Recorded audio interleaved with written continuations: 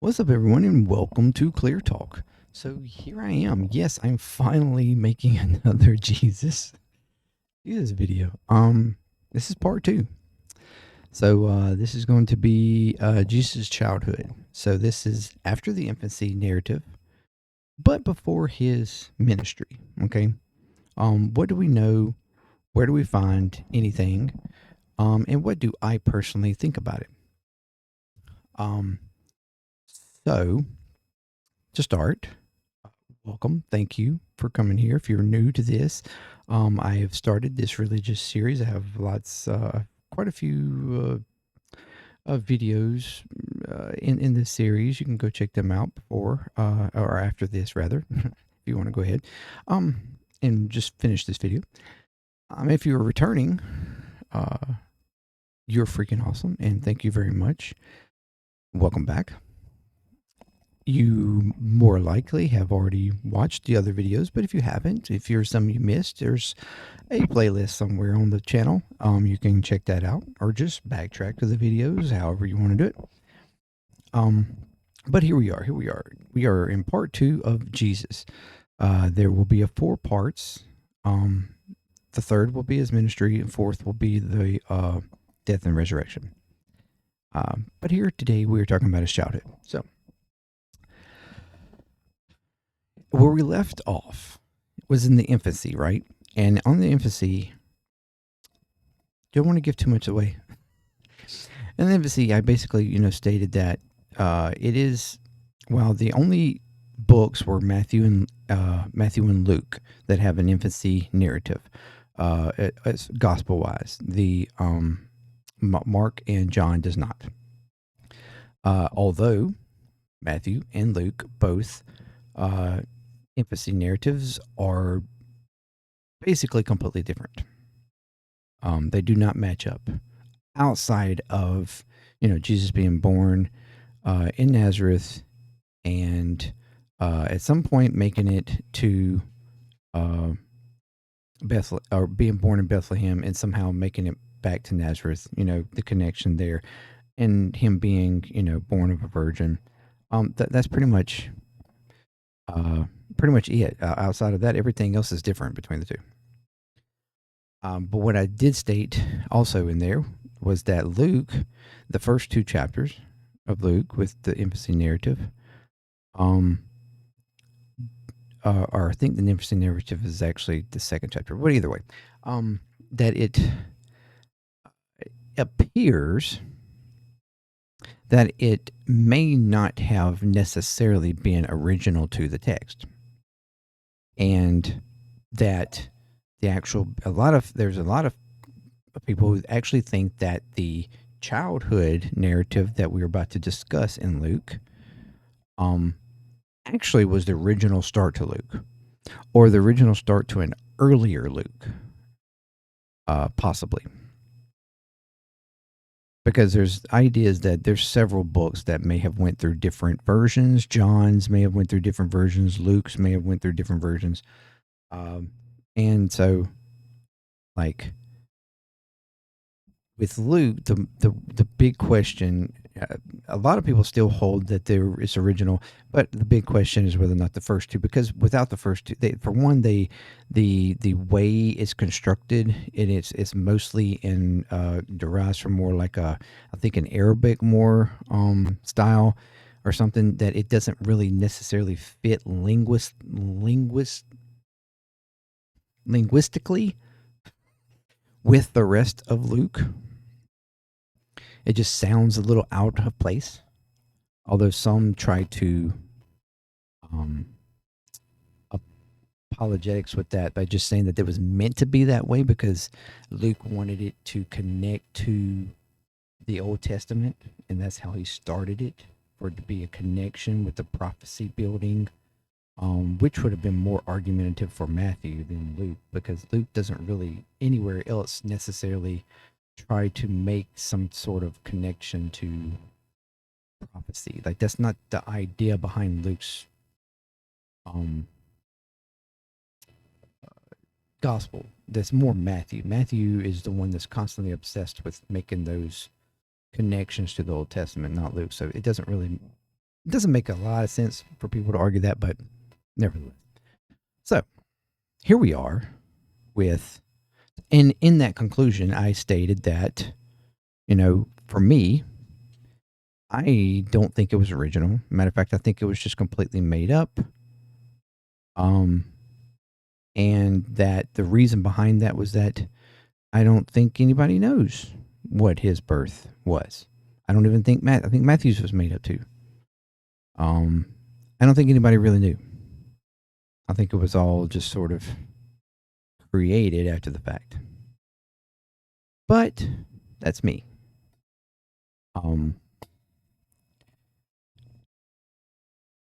Because for me, because and here's the reason why. Here's the reason why. For one, for this childhood narrative that we're about to discuss, biblically, in the Gospels, Luke is the only one that has this narrative here, and it's only a few verses, and it's only at the age of 12. There's nothing else in the Gospels. You go from infancy narrative in Matthew and Luke only. Matthew jumps straight from infancy narrative to baptism. Nothing in between. So we jump from him being a baby in Matthew to him being a grown-ass man, and nothing in between. In Luke, we get a baby, and we get a 12-year-old for 11 verses, and then we jump to a man. So at least in Luke, you're getting somewhat of a progression, but that's it.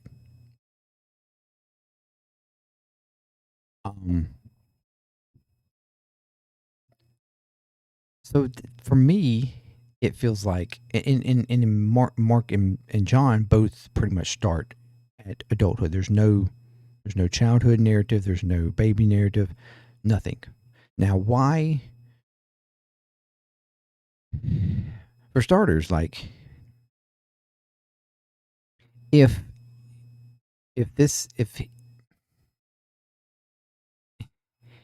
Jesus was so special, like say, if the infancy narratives are correct, even though they're completely different, if they are correct, then this would have been like the most outstanding, like people would have known him everywhere, like or at least within his group, like people would have been watching, they would have been writing about him, they would have been like, it wouldn't have just been, I mean, especially under, what was it, Luke, right? I think that the census, one or the other, anyway, where you had, I'm sorry, not census, the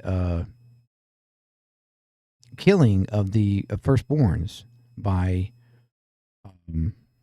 the ruler. Mind's escaping me right now. Our name's escaping my mind. I mean, that would have been known.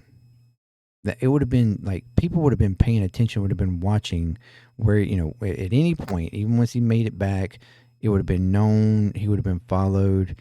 It would have, like, his story would have been well known all the way up to it. Like, and for there to be nothing to have really been written down about it, to me, states that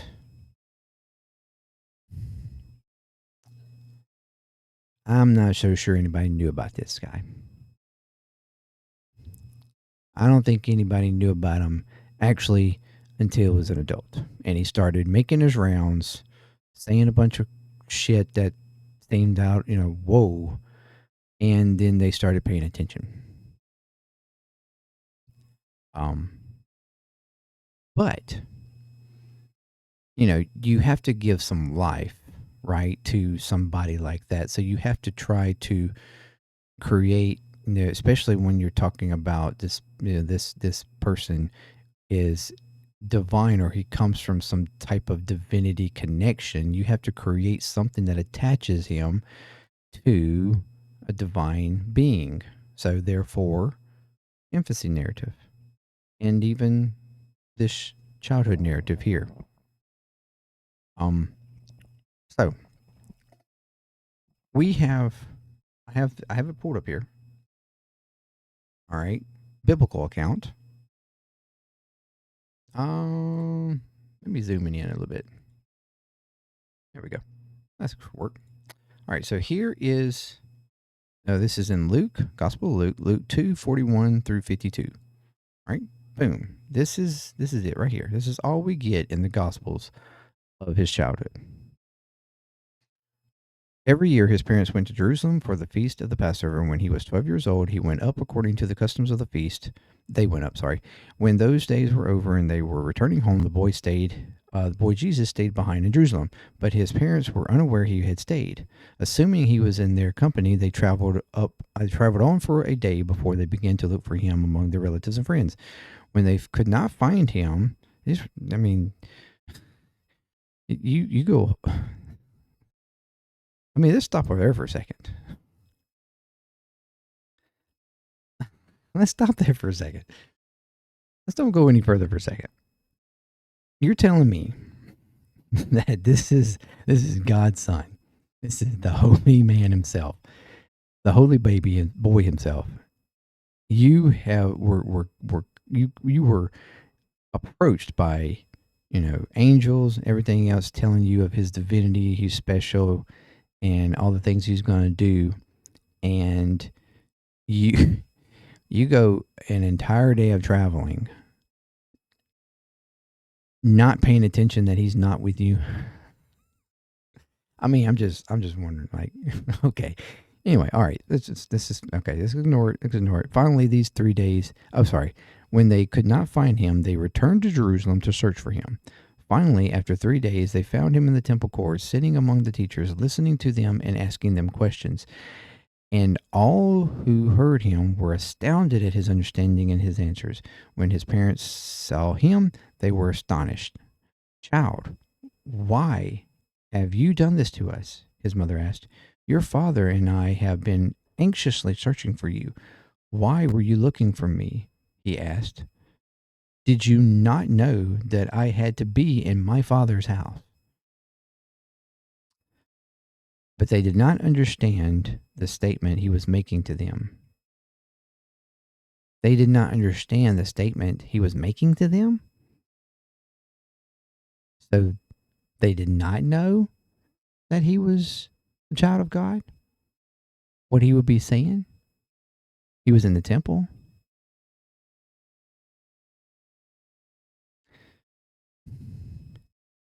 Then he went down to Nazareth with them and was obedient to them. But his mother treasured up all those things in her heart. And Jesus grew in wisdom and stature and in favor with God and man. So this is all. This is it. This is it. Bam. There's your childhood right there. There's your childhood.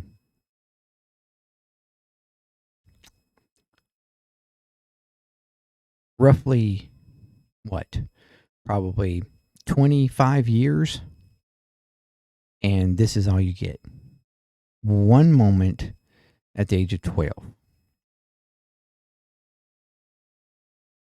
And that's it. That's all we get. In the Bible anyways. And when I was going through my deconstruction stuff early on, I've spoke of this before, at around 25 I started doing searching origins of Christianity and working my way through a lot, the mythologies and working my way through like books that were outside of the Bible, but early books of early Christianity, gospel accounts, things like this. I come across a lot of different stuff that was not included in the Bible, that was or at one time had been like significant in early Christianity, like they were very common books, but then as the orthodoxy, paved its way in a certain direction, those books were considered heresy, heretical, heresy, scriptures, and were not included. One of those outside of the book of the Bible, the Orthodox book that we have now, was the infancy gospel of Thomas. And when I first come across this, I thought, whoa, this is wild stuff. This actually has information in it about Jesus' childhood from the ages of 5 to this. That's correct. And it was interesting because Jesus wasn't exactly perfect, and he did some pretty bad things in this gospel. Now, he corrected those bad things eventually, but it made me think, like, okay, let's believe all this is true, like, hands down. If this was a, he was a divine child, a child from divinity, from God. If he had, developing abilities of miraculous, things, surely as a child, you think you put somebody in a child's mind that there would more than less be some hiccups along the way, right? You accidentally do something, childish things, not completely thinking it through or whatever the case. I mean, it made sense. I was like, it actually would make sense for him to screw up a couple of times and have to either fix it or whatever. Why is this such a problem? But, unfortunately, early church fathers and stuff, it eventually pushed it into, orthodoxy, thought that it was a little too malevolent, a little too, they didn't want that visual like idea that, Jesus at some point was not perfect. They wanted that perfection narrative to stick. So it was removed. It was considered heretical. It was considered, a lie. So therefore, it was removed. But here it is, or here's a translation of it. Now, the infancy gospel of Thomas is not complete. We don't have every single word, but we do have a majority of it, I think. And it's quite interesting. One of his first miracles, which is actually a arguably okay miracle, I guess. He makes sparrows. So at 5 years old, he formed sparrows out of clay, stirring dirty water and stuff into a pool, and he would create clay. And he formed 12 sparrows. But it was the Sabbath when he did these things, and many children were with him. But a certain Jew saw the child Jesus with the other children do these things, and he went to Joseph his father and slandered the child, saying that he made clay on the Sabbath, which isn't permissible, and formed 12 sparrows. And Joseph went and rebuked Jesus, saying, "Why are you doing these things on the Sabbath?" But Jesus clapped his hands together, ordered the birds with a shout in front of all, and said, "Go, take flight like living beings." And the sparrows, taking flight, went away squawking. That was his first miracle at 5, according to the infancy gospel of Thomas. Kind of cool. I would think that's pretty interesting.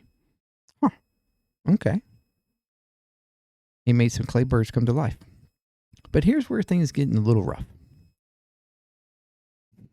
Jesus curses Anna's son, and the son of Annas, the high priest, said to him, "Jesus, why are you doing such things on the Sabbath?"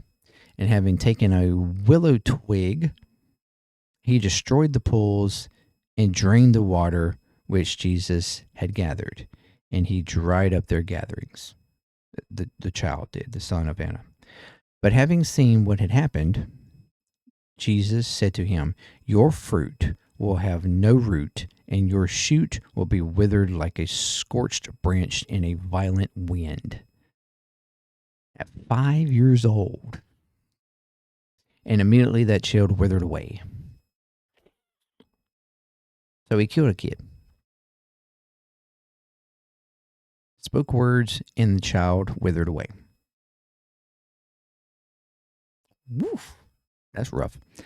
And then he curses a careless child. From there, he was going with his father Joseph, and someone running struck his shoulder. And Jesus said to him, "Cursed be to you because of your leader." And immediately he died. And the people who saw that he had died immediately cried out and said, "From where is this child that his words become deeds?" And when the parents of the child saw what happened, they blamed Joseph. From whoever your child, basically saying, "You can't stay with us in this village. You need to, go away." Joseph said to Jesus, "Why do you say such things and they suffer and hate us?" And the child said to Joseph, "Since you know wise words, you're not ignorant of where they come from. They were spoken about a 5-year-old, and they want." And this section right here is translated different ways. "And they won't be raised, and these will receive their punishment." And immediately those accusing him became blind. So he killed a kid here. Well, made a child wither away here. A kid that struck him on his shoulder, bumped him. There's several different a couple of different alterations of what the kid did to him. Threw stones at him, something like that. But he spoke, "Curse you," and he died. Then all the people who were making a big deal about it, Jesus blinded. And Joseph took Jesus' ear and pulled hard, and Jesus said to him, "It's enough for you to seek and find me, and not beyond that to scourge me by having taken on a natural ignorance. You haven't clearly seen me, why I'm yours. Look, I've been subdued before you." Jesus is a bit of a little prick, isn't he? High righteous, how dare you? I am who I am. Then it goes through about the first teacher, Zacchaeus, who was trying to teach him, and Jesus pretty much kind of belittled him, and basically was like, "You don't teach me, I teach you."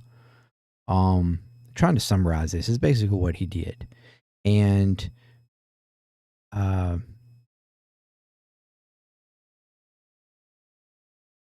after all of that, here's where Jesus, see here. Yeah. The child Jesus laughed and said, okay, so therefore, we'll see here. When the teacher heard some good, familiar, such lines in the first letter, Jesus talked about, okay, never mind. We're going to skip that. In response to whatever he was saying here, Jesus says, laughs and says, "Now may the barren bear fruit. Okay, the blind see, and the foolish in heart find understanding. That I'm here from above, so that I may deliver those below and call them up, just as the one who sent me to you has ordered me." And immediately all who had fallen under his curse was saved, and no one dared to provoke him from then on. So the withered child, which was to bear fruit, and then the blind and the foolish of heart.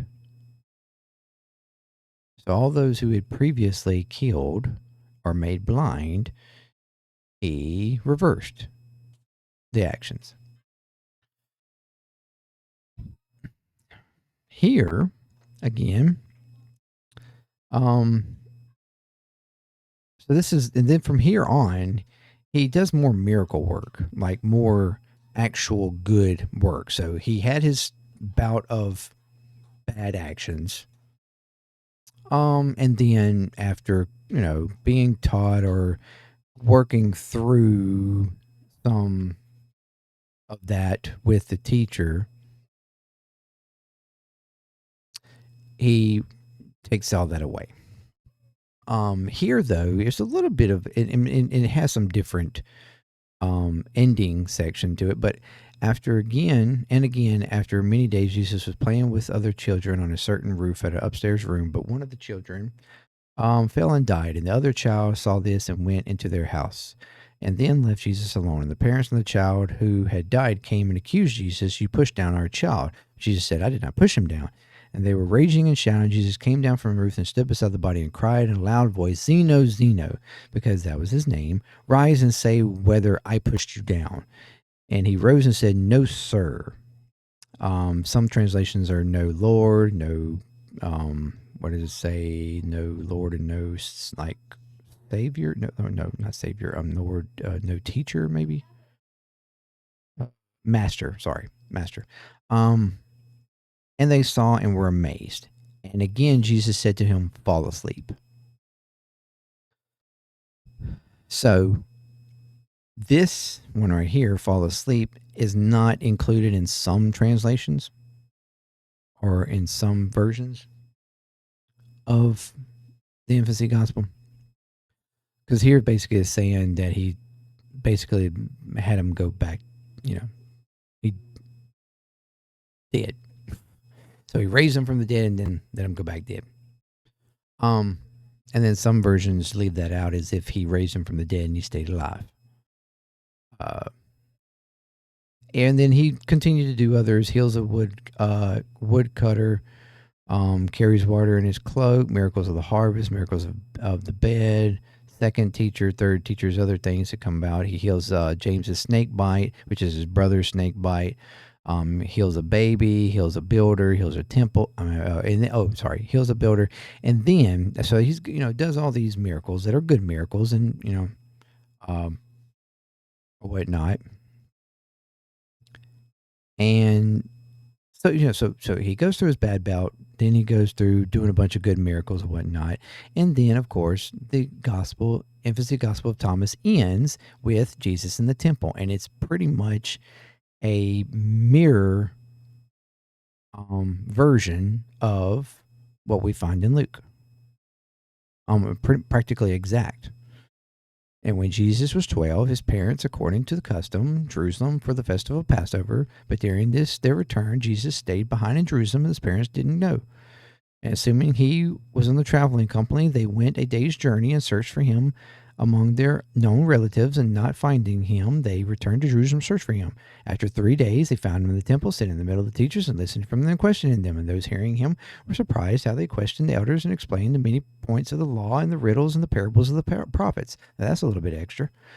And his mother said to him, Child, what have you done to us? Look, we've been searching for you in pain and grieving. Jesus said, Why are you looking for me? Don't you know that it is necessary for me to be in the place of my Father? So instead of my Father's house, he's facing my Father. And the scribes and Pharisees said to the mother, You're the mother of this child? She said, I am. And they said to her, Blessed are you that the Lord God has blessed the fruit of your womb, because we've never seen such wisdom and praise and glory of virtue. And Jesus stood up, followed his mother from there, and was obedient to his parents. And she treasured all these things, pondering them in her heart. And Jesus advanced in wisdom and maturity and grace before God and humans, to whom be the glory. I mean, it is almost exact, just slight changes in some, linguistic form, but almost an exact, not word for word, but almost exactly the same. Everything's there, with maybe even a little bit extra. That's very interesting. And when I come across this, I was like, man, this is really cool. Like, even though, and that was early on, like that was when I was first trying to like deconstruct, and I was still, do I believe, do I not believe? But I thought this was really interesting. And I thought, wow, why is this not in our Bible? Why is this not included? I didn't see a problem with it. Because it's like, it makes sense now. It makes more sense that at some point he would have been fallible as a child. He couldn't possibly have been perfect. And that's what something that I questioned a lot when I was growing up. Is like, okay, yeah, I can understand you claiming he was perfect from the moment he's baptized, because that's like the idea behind baptism is to be washed of all your sins, and therefore you go forth from there trying to live your best life in like in accordance to the teachings of Jesus. Like that's the idea behind us for modern baptism, and the idea back then for baptism was the cleansingness of wrongdoings and whatever, along with other reasons. But to me, it made more sense that if he were, to also do that, it means that there was a good chance that he, as a kid, there's most certainly had to have been times where he did things that were not. You can't tell me he was just absolute perfection from birth. Like, it just doesn't make any sense. That wouldn't even be human. Like, it would be inhuman, which that was kind of the idea, the play on that, to what degree he was human, what degree he was divine. Like, that's the play in the Gospels to begin with. But as, me growing up, I didn't distinguish that. And it was until years later that I started distinguishing that. And, actually, once I actually was no longer a Christian, then I started distinguishing that. But it would have made more sense and would have been actually more like personal, more human if this something would have been actually kept in there. That, no, he wasn't perfect. He did make mistakes, but he fixed those mistakes and then he walked forward there on in perfection. That would have been more connecting for me as a person than, than just, oh, he was always perfect. Like, you could never live up to him. Nobody could ever live up to him. It just seemed a little disconnected to me. But this made more sense. So why is it not left in there? The only other place that some sort of, or the other main place is some other infancy or childhood description was in Arabic infancy gospel. And this one was even further. So this was more in the 6th century. It could have been actually made somewhere around the 4th century. But it is a more, it kind of plays partly based in the infancy of gospel and Gospel of James, Pseudo Matthew. It's kind of a later thing. It's part of it's also included in the Quran, which I think even some of the infancy of Gospel of Thomas is included in the Quran. So it's a little bit later, but it goes to kind of some degree. I think it describes some similar miracles that were in Thomas, along with some additional miracles that were done. But that's the only other place that any kind of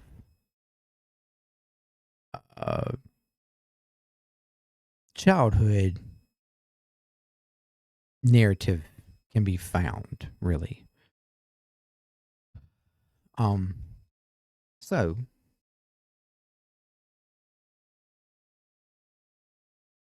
and it's interesting. I mean, you can look into it. For this conversation, it's not necessary to really go any further into it, though.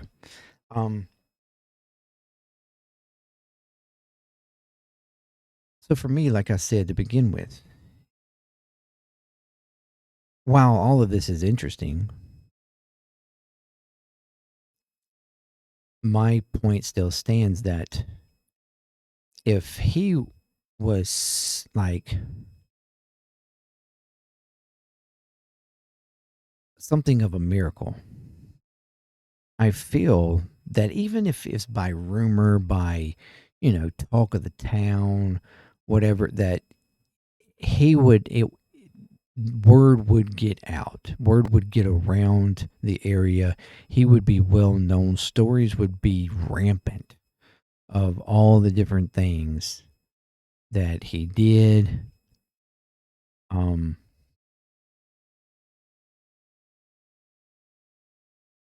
and it would have been, and it should have been included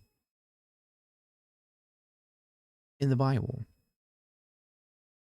But these are the limitations. Now, the Luke narrative, Luke was comprised.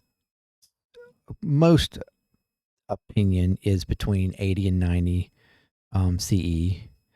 The infancy gospel of Thomas, sorry, is thought to be more around a 150, so roughly 50, 60 years later.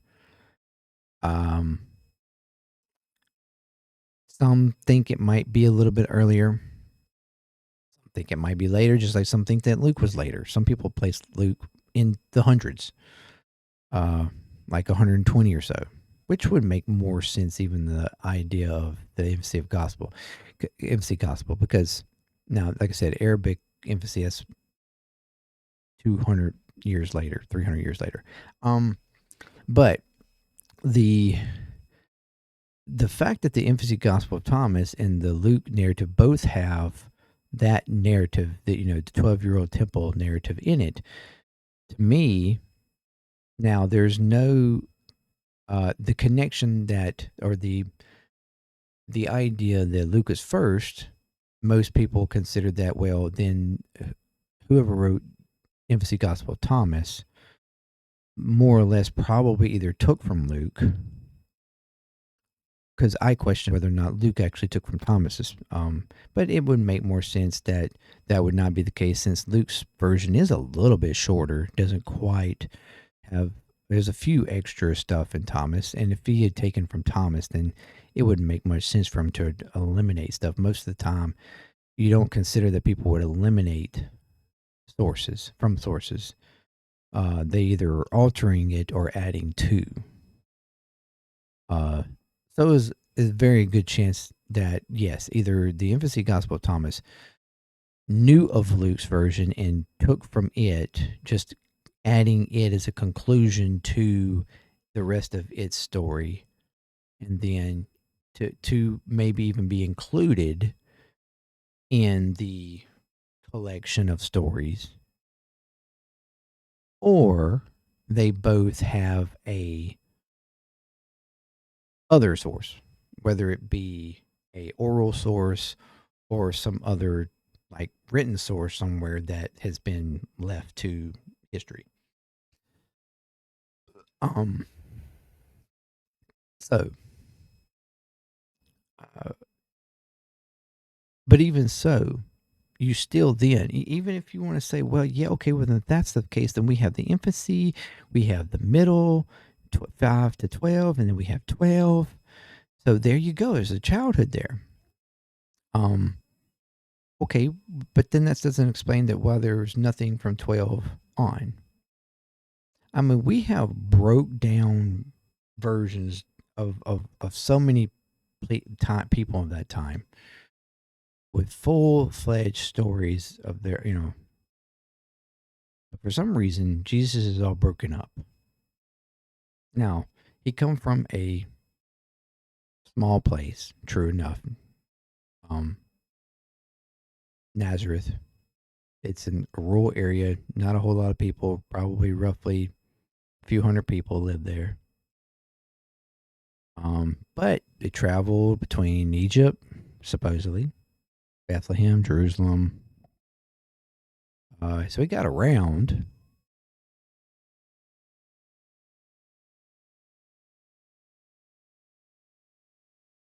I just feel that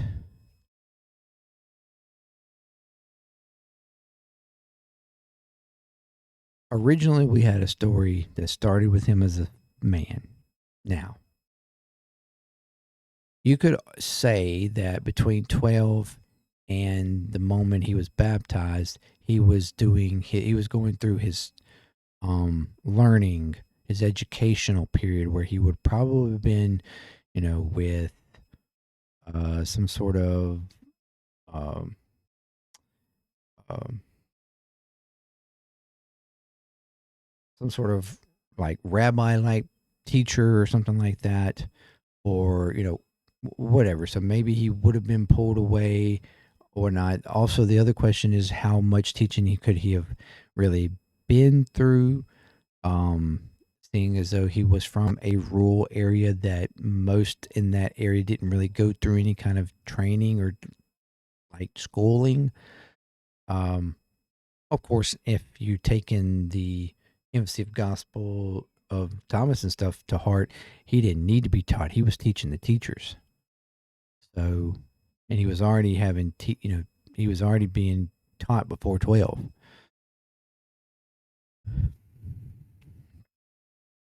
So, he should have been, there should have been something somewhere. Now, it could have been lost in history just like a lot of other stuff.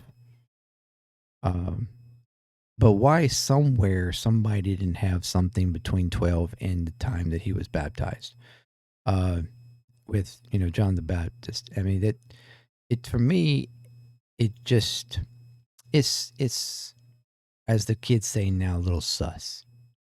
That there's, not something somewhere that was written down. I feel like it more or less that people didn't really know about Jesus until he started his ministry. He started getting around. People started figuring out who he was. People may have even after the fact, people started digging into the historical, like, okay, who was he? Who was he attached to? His mother, his father, aunts, whatever, brothers, siblings. You started maybe getting stories from, because Thomas is, questionably connected to Jesus in some sort of way, a sibling or something. Maybe just suddenly he's like, "Hey, I got some stories for you." Um, and you get these type of things being written down after the fact. Okay, maybe. Um, so I feel that it's possible that the emphasis gospel of Thomas may have some sort of truth in it to some degree, or like it's embellishing on stories that were, going around or had come up after the fact about Jesus, after his ministry, after his death. Um, and even like the story, the 12 in the temple, that part of that could even be true to some degree.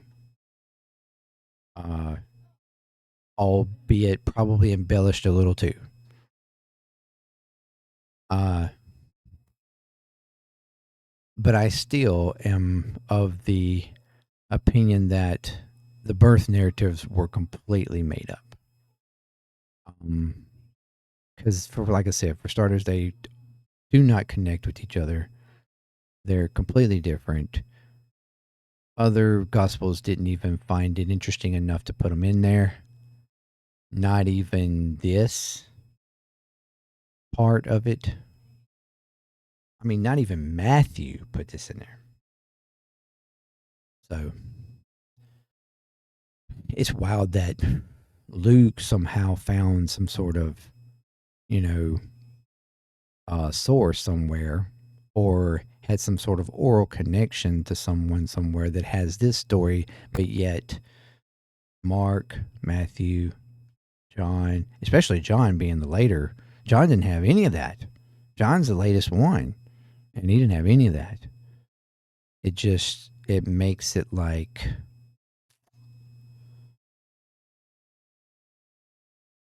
seem a little less genuine. But nevertheless, the story is interesting as hell.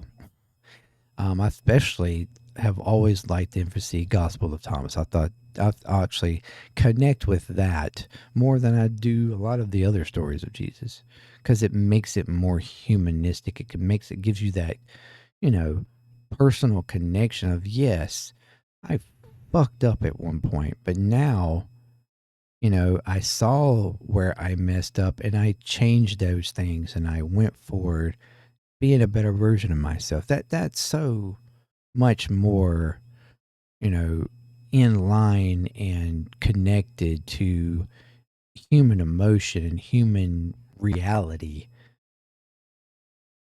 that for me, I mean, granted, even without it, people still are obsessed with it, but like it would really, for me, seem to be,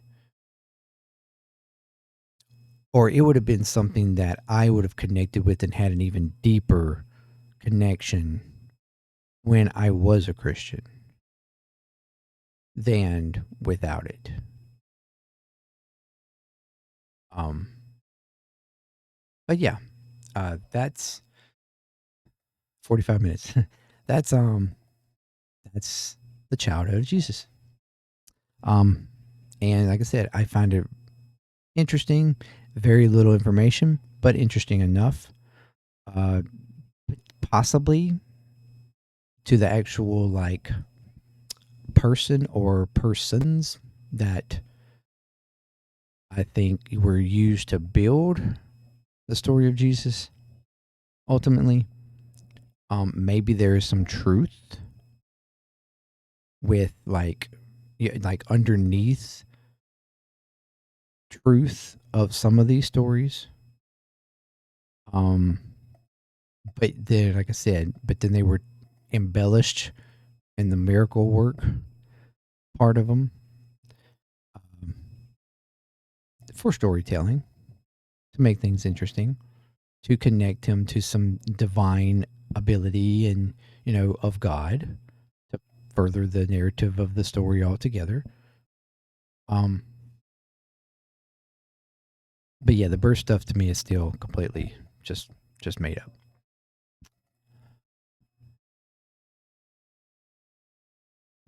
And there you go. Have a weird hair hanging there. Sorry about that. So yeah, that's part two. Jesus, his childhood. Thank you very much for joining me. Let me know in the comments what you think. Um, and yeah, I enjoy this, and I promise you, it won't be long before I pull out part two, part three. I know I said that before, but I'm genuinely going to get to part three fairly soon. I'm trying to actually do at least one of these a week.